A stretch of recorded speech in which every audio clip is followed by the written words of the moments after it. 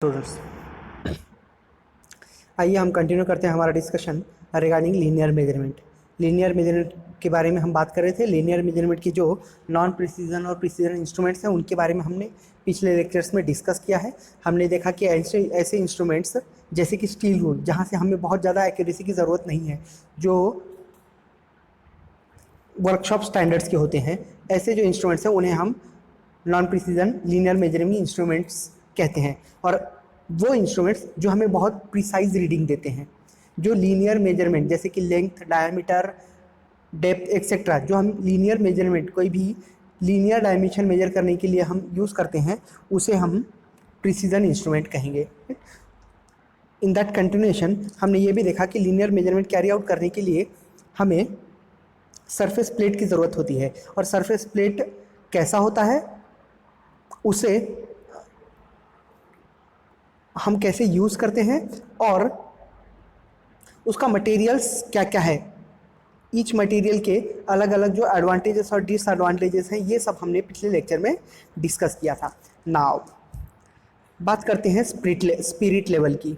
Now dear students, हमें ये तो मालूम है कि हम कोई भी जो मेजरमेंट कैरी आउट करेंगे वो मोस्टली जो हमारा सरफेस प्लेट है उस सरफेस प्लेट के ऊपर रख के मेजरमेंट करेंगे। नाउ अब बात यह है कि अगर हम मेजरमेंट कैरी आउट करते हैं और सरफेस प्लेट में ही कोई एरर है तो ऑब्वियसली हमारा जो मेजरमेंट होगा उसमें एरर्स क्रिएट होंगे। नाउ डियर स्टूडेंट्स, अगर हमारा सरफेस प्लेट कंप्लीटली हॉरिजॉन्टल नहीं रहता है तो भी तो एरर्स क्रिएट होंगे, राइट। मतलब कि हमें सरफेस प्लेट को कंप्लीट हॉरिजॉन्टल रखने के लिए उसे पहले चेक करना पड़ेगा कि whether it is completely horizontal. और ऐसे बहुत सारे एप्लीकेशंस हैं जहां हमें एक प्लेन का हॉरिजॉन्टल कंप्लीट हॉरिजॉन्टलनेस चेक करना होता है। और इस हॉरिजॉन्टलनेस चेक करने वाली जो डिवाइस है उसे हम स्पिरिट लेवल कहते हैं, right. So a spirit level और ए बबल लेवल भी कहते हैं is an instrument design to indicate whether a surface is horizontal और वर्टिकल, है ना। जैसे कि हमने बहुत बार देखा होगा, जो हमारा मैसन होता है ना, हमारे घर के जो कंस्ट्रक्शन करने वाला होता है उसके पास एक पाइप होती है। पाइप के अंदर वो पानी भर के एक छोटा सा बबल छोड़ देता है। एक्चुअली वो बबल छोड़ के क्या करता है, वो हॉरिजॉन्टलनेस चेक करता है, राइट। ये तो हमने बहुत बार देखा होगा। तो स्पिरिट लेवल कुछ नहीं तो एक ऐसा इंस्ट्रूमेंट है जिससे हम हॉरिजॉन्टल या फिर वर्टिकल लेवल चेक करते हैं। So different types of spirit levels में be used by carpenters, stone masons, bricklayers, other building trades workers, surveyors, millwrights and other metal workers, right. तो जनरली जहाँ जहाँ हमें यूज़ होगा, जहाँ हमें हॉरिजॉन्टलनेस या फिर वर्टिकलनेस चेक करना होगा, वहाँ हम स्पिरिट लेवल या फिर बबल लेवल को यूज़ करेंगे।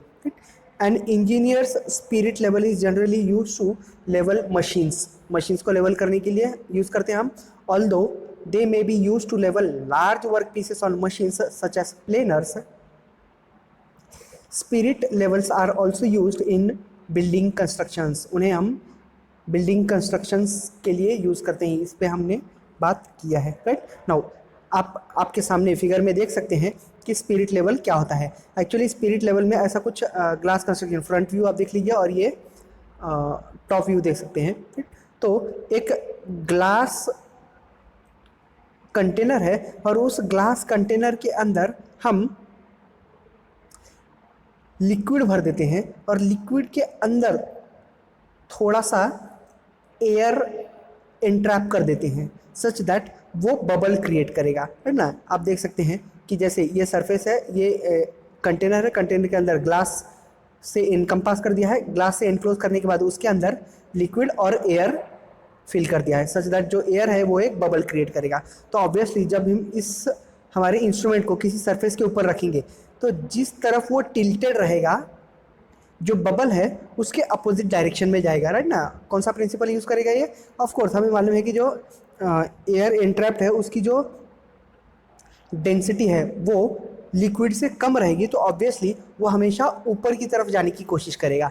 तो जिस तरफ हमारा इंस्ट्रूमेंट या स्पिरिट लेवल जिस तरफ इंक्लाइन रहेगा, जो बबल है वो उसके अपोजिट डायरेक्शन में मूव होगा, राइट। और इन केस अगर ये इंस्ट्रूमेंट कंप्लीट हॉरिजॉन्टल रहता है तो जो बबल है वो सेंटर में रहेगा, राइट ना। अगर ये कंप्लीट हॉरिजॉन्टल रहेगा तो bubble will be at the centre, right. तो हम इस इंस्ट्रूमेंट को ऐसे सरफेस के ऊपर रखकर हॉरिजॉन्टलनेस चेक करते हैं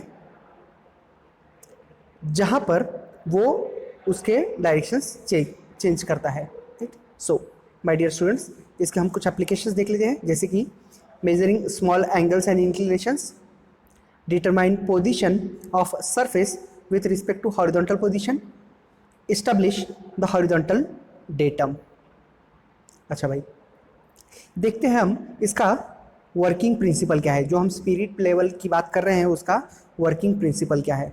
नाउ, जब हम हॉरिजॉन्टल सरफेस के ऊपर हमारा जो इंस्ट्रूमेंट है उसे प्लेस करते हैं, the bubble rest at the centre of the scale, ना। जब कंप्लीट हॉरिजॉन्टल होगा तो बबल तो ऑफकोर्स सेंटर पे ही होगा। And if the base of the level is tilted, of course जब वो टिल्टेड रहेगा, through a small angle the bubble will move to the tube a distance along its radius of the base of the level. जैसे कि आप figure में देख सकते हैं OA1, सो ओ यहाँ पे मार्क नहीं है, this centre point, let me show it, ये जो पॉइंट है this is O, right. So OA1 and OA1 और OA2 and corresponding positions A1 A2 and the corresponding positions of the bubble B1 and B2, right। तो इसका use करके actually हम जो हमारा ट्रिग्नोमेट्री का कंसेप्ट है उसे ही यूज़ करेंगे, that theta is nothing but opposite side upon hypotenuse. जो आर्क प्रोड्यूस वगैरह है ना, अगर वो थोड़ा भी टिल्ट होगा तो हम कह सकते हैं कि length of the arc is nothing but equals to r theta, L equals to r theta. या फिर जो लेंथ ऑफ आर्क है वो तो हाइट ही है, राइट। तो हम कह सकते हैं कि theta be the small angle through which the base is tilted, not the bubble occupies the position B2, let L be the horizontal surface. हम सिंपल इतना कह सकते हैं कि जो हमारा ट्रिग्नोमेट्री का रिलेशन है उसे हम यूज़ करते हैं। So dear students, that was regarding spirit level. Now आइए एक बात करते हैं एक और इंस्ट्रूमेंट की, and that instrument is combination square, that is combination set भी कहते हैं हम। नाउ ये कॉम्बिनेशन सेट एक्चुअली बहुत सारे इंस्ट्रूमेंट्स का, बहुत सारे ऐसे डिवाइसेस का सेट है जिससे हम मल्टी मेजरमेंट कैरी आउट कर सकते हैं, राइट। जैसे कि स्टील रूल भी हो सकता है, उसके अंदर स्क्वायर हेड भी लगा देते हैं हम, प्रोटेक्टर हेड भी लगा देते हैं और सेंटर हेड भी लगा देते हैं, right. So the combination set is commonly used in layout and inspection work which is non-precision instrument. Combination set consists of steel rule, square head, protector head and center head. Now dear students, जो हमारा combination set है, combination set में हम steel rule किस लिए use करेंगे, of course length major करने के लिए। हम स्क्वायर हेड यूज़ करेंगे सच दैट जो परपेंडिकुलरिटी है उसे चेक करने के लिए। प्रोटेक्टर हेड यूज़ करेंगे to check some angle and और to measure the angle, and centre head use करेंगे सेंटर फाइंड आउट करने के लिए। ना जो फिगर है, आप फिगर के अंदर बहुत सारे कॉम्बिनेशन सेट देख सकते हैं, दे कैन बी डिटैच्ड ना। हमने जो पिछली फिगर में देखा था, ये जो इंस्ट्रूमेंट है पूरा, इसे हम अलग अलग करके एक साथ रख सकते हैं, राइट। तो द फिगर में आप देख सकते हैं बहुत सारे अलग अलग methods to where combination set is used to measure. Now dear students, बात करते हैं फीलर गेज की। नाउ एक एग्जांपल के हिसाब से समझते हैं। अगर मान लो हमारे पास दो ऑब्जेक्ट हैं और दो ऑब्जेक्ट को हमने मेट किया है, लेकिन दोनों ऑब्जेक्ट्स के अंदर एक क्लियरेंस है या फिर कुछ गैप है, तो उस गैप को अगर हमें मेजर करना है तो it becomes a very difficult task to measure a gap between two mating parts. या फिर कहीं पर भी ऐसे जब भी हमें छोटा सा बहुत छोटे गैप्स जब हमें मेजर करने की ज़रूरत पड़ती है तो वहाँ मेजरमेंट कैरी आउट करना, ये प्रोसेस कैरी आउट करना बहुत मुश्किल हो जाता है। जैसे कि अगर हम इंस्ट्रूमेंट्स यूज़ करें, हम इवन वर्नियर कैलिपर, माइक्रोमीटर, हमारा जो स्टील रूल है, इन्हें अगर यूज़ करने की कोशिश करें तो वो ऐसी जगह पे, क्रिटिकल जगह पे यूज़ करना थोड़ा सा प्रॉब्लमेटिक हो जाता है। नाउ एक गेज सेट मतलब कि ऐसे इंस्ट्रूमेंट्स का सेट है जो पहले से ही उनकी थिकनेस डिफाइंड है, सच दैट अगर कहीं पर क्लियरेंस है और हम हमारे इंस्ट्रूमेंट को उसके अंदर पुट करके एग्जैक्टली फिट बिठा देते हैं तो हम कह सकते हैं कि वो जो इंस्ट्रूमेंट है जो हमने उसके अंदर डाला है उसकी जितनी थिकनेस है उतना ही वो गैप होगा, राइट ना, तभी तो वो वहाँ फिट बैठ रहा है। तो वो जो सेट होता है उसे हम कहते हैं feeler gauge. Now dear students, feeler gauge जो है एक सिंपल टूल है जो हम यूज़ करते हैं गैप विड्थ मेजर करने के लिए। The feeler gauge is a simple tool used to measure gap widths. Feeler gauges are mostly used in engineering to measure the clearance between two parts. They consist of number of small lengths of steel of a different thickness with measurements marked on each piece. They are flexible enough that even if they are all the same hinge, several can be stacked together to gauge intermediate values. मतलब कि हम बहुत सारे जो feeler gauges हैं उन्हें एक साथ यूज़ कर सकते हैं। A set of feeler gauge generally consists of series of blades.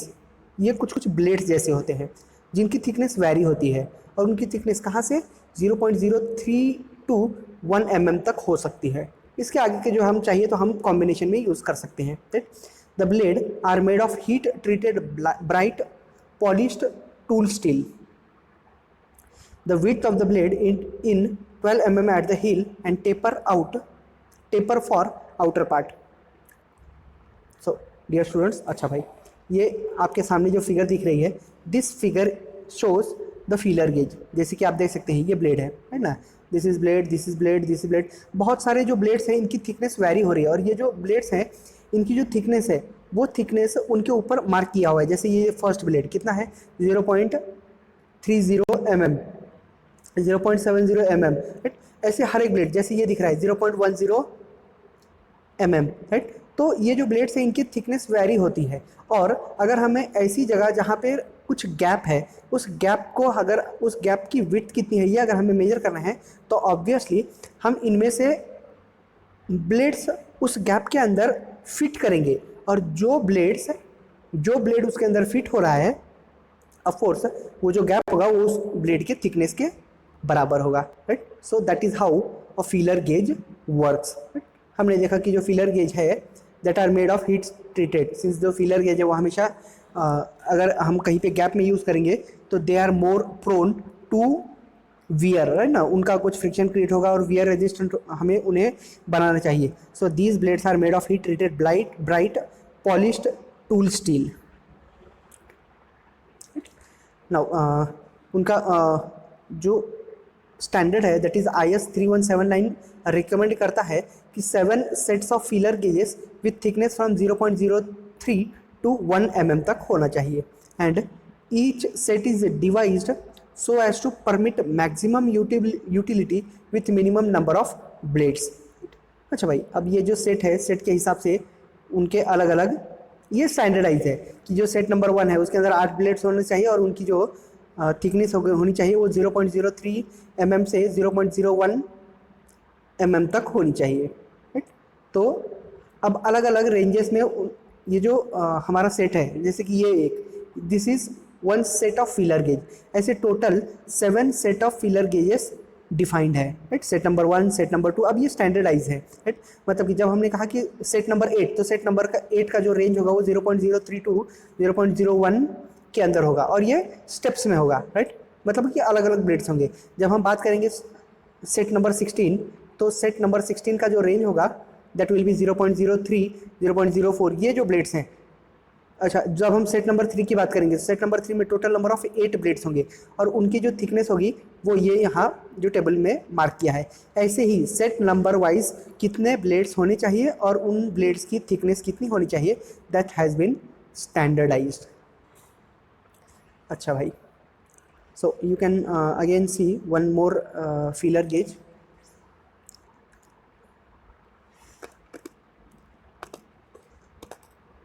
Okay dear students, since हमने फीलर गेज देखा